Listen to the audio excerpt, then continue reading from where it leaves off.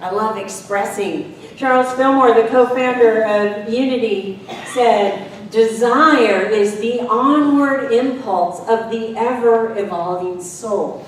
And I like that, especially because it includes the ever-evolving soul.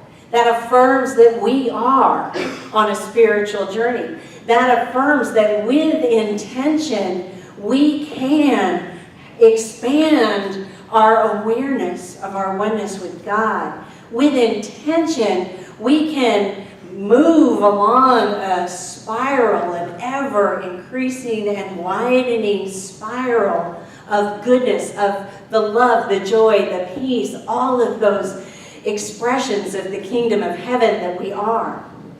Every week in spiritual community, we're invited to find and rekindle and reconnect with that desire within us so that we can have that emergence of our true goodness, and that emergence and that expression of the kingdom of heaven. Some people say, and when you look at it in spiritual community, what we're really doing is we're inviting ourselves to let go of the past and to birth a new reality. Right? So somewhere in between letting go of the past and birthing that new reality is what? The present. That present moment. And some very wise sages call this present moment the existing reality. In spiritual community here at Unity of Wilmington, we're very non-discriminatory about existing realities. Because some of us have existing realities that are outrageously wonderful. Every moment of our day is like, yes, I live in an abundant universe, God is my source, this is so great. Every moment of our day is like that. I just want to be by you more often. Because I feel that my existing reality is sometimes that way, and sometimes it's something else. And for some of us, our existing realities are a reflection of pure suffering.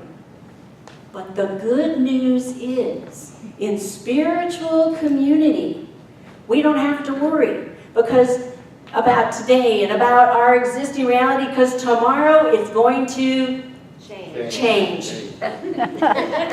Ecclesiastes says, for every season, turn. Things are going to change. One of the most magnificent gifts that Unity has given us, New Thought has given us, is the recognition that we have the power to affect the change that's coming. We can't change what is, but we can affect the change that's coming. We can use the power of our choice to give directional intentionality, to give conscious directionality to the change that's coming.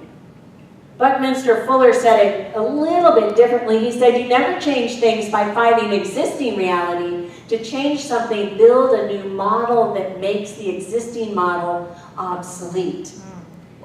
Edwene Gaines says it yet a little bit differently. She said, setting concrete and practical goals creates a vessel with which you can catch the shower of good starting to flow in your life.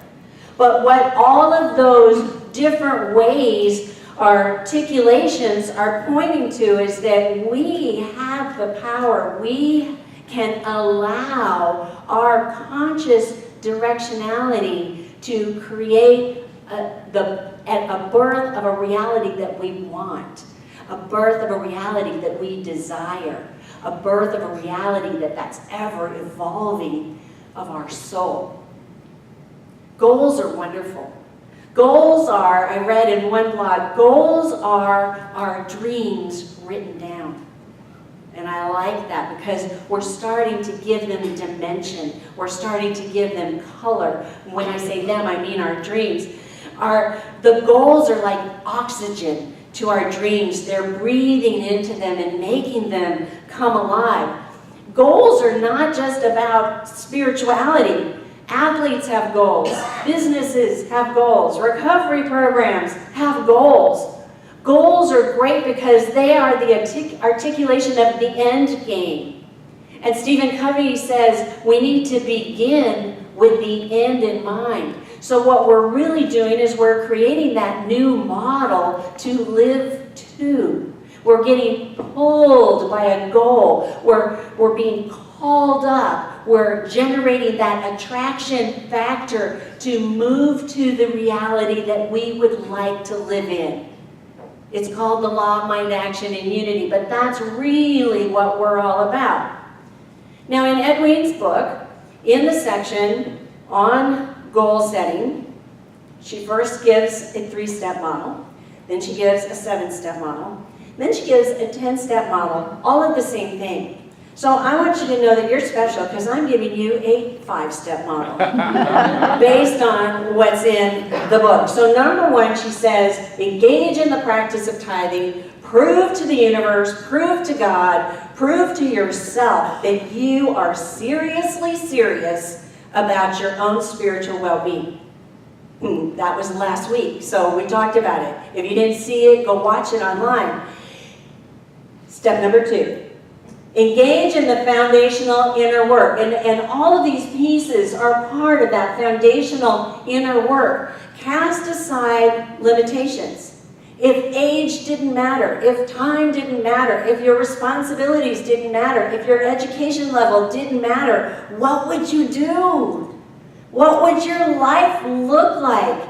If you cast away all those limitations, how would I know that you had a magnificent life?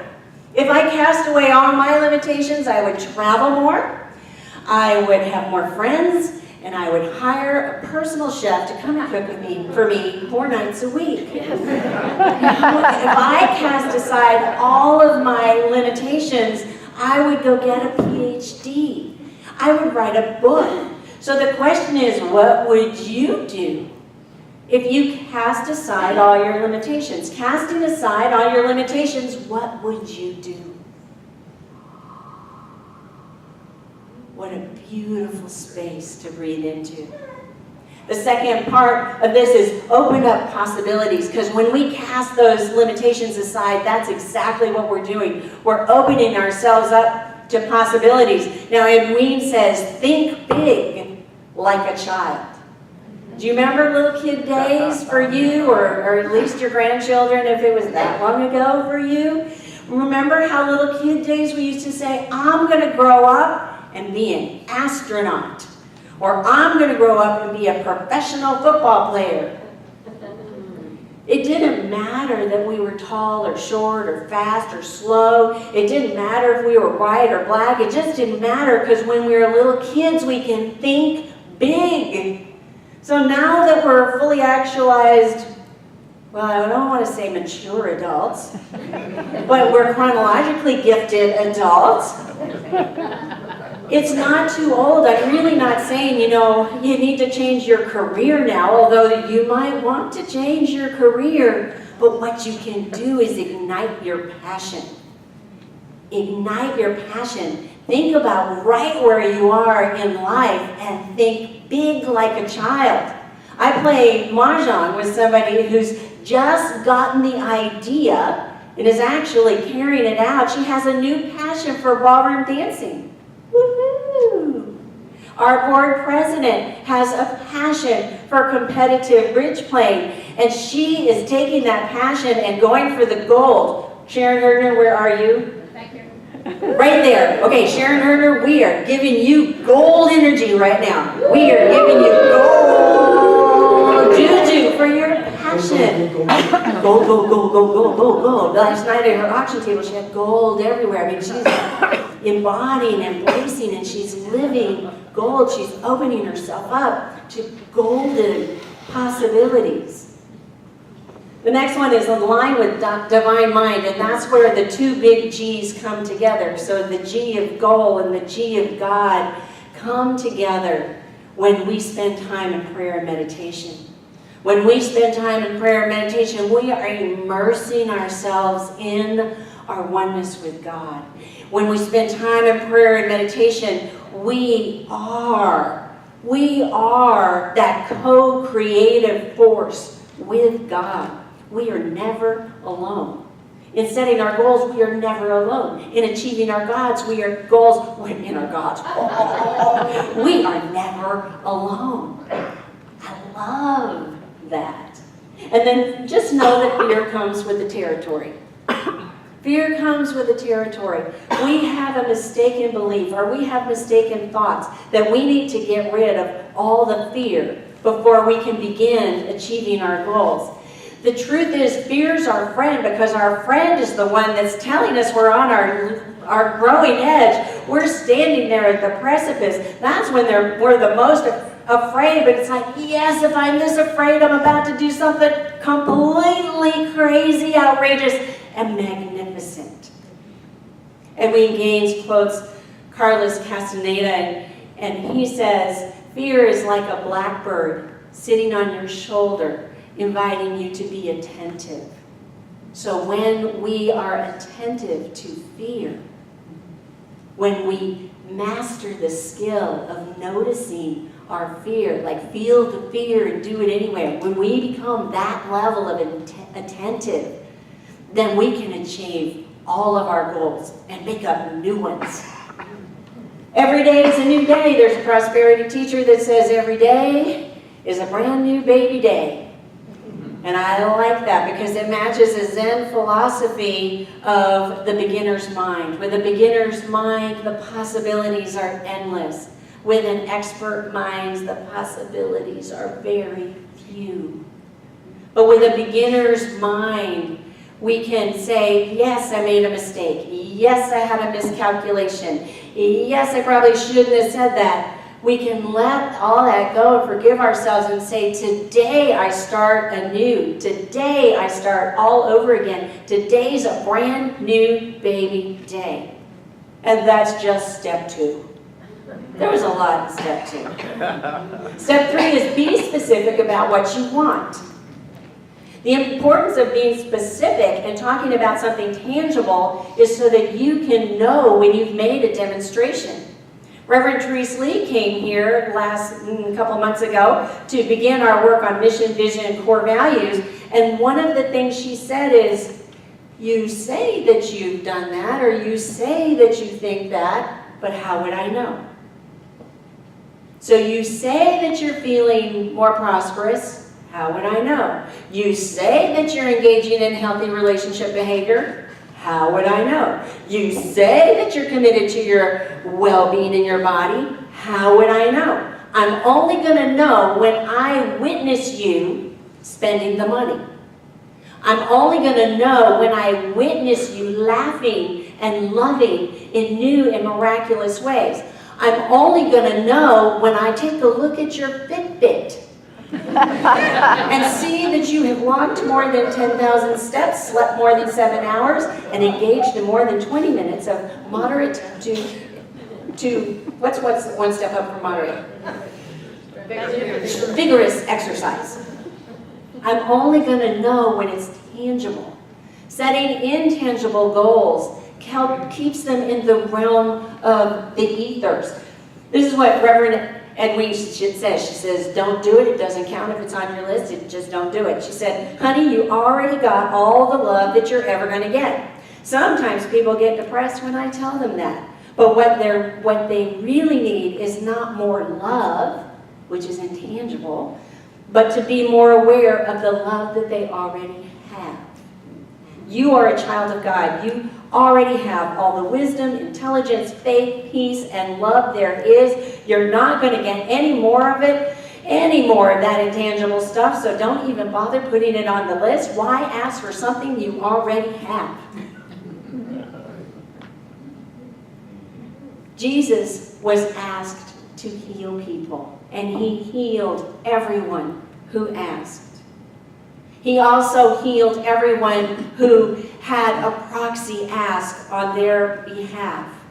All we need to do is ask for that tangible thing, and it has to be specific. When we order a shirt or a blouse from a catalog, we have to tell them what size.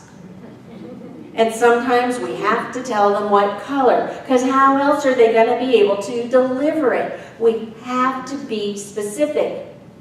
Now this step The what is also paired with by when. By when. It's coming by when. By when. So it's what and by when. And the by when is just as important as the what. Because if we don't put a date on it, it's going to be out there in the ethers, hanging out forever. Forever. Because the by when is the motivator that tells us, tick tock, get going. Now we can renegotiate, no problem. My younger son had a goal of becoming an orthopedic surgeon. He had that for a long time. It's a very specific goal. But when it came time to apply to medical school, he renegotiated. And now he's a certified financial planner. I've had a goal of walking the last 100 miles of the Camino in Spain by 60. I've renegotiated. I'm going to do it by the time I'm 65. You are my witness. What? By when? It supports us in step number 4, which is develop directed faith. This is where we move from imagination to action. This is where we start taking one small step. It doesn't have to be a big one. Goals are made up of tiny, tiny steps, hundreds and hundreds of them. I'm looking at Linda nodding her head. She has a goal of making these towels with things on them. Step 1 was to buy a sewing machine. You know, it's like a stone cutter. 100 times they're chipping away at that stone. And the 101st time, that chunk finally comes off in its perfect way. Sometimes we think we've done everything. It's like, look, God, let's have a very frank discussion. I've done number 1, I've done all of number 2, I've done number 3, and here I am on number 4, and it doesn't seem like anything's happening. So we say, God, give me a sign. Who's ever gotten a sign from God? God, give me a sign. Florence Scovel Shen says, give me a sign so obvious, so clear that not even I can miss it. I had a ministerial intern and she was wrestling with this big decision. Should she go right? Should she go left? She's walking down the beach and she said, God, I've done everything. And I just don't know what to do. Send me a sign. If you send me, and she looked around and there's the white sand and the blue water, the blue sky and the white clouds. And she says, I need something to contrast. Send me an orange ball.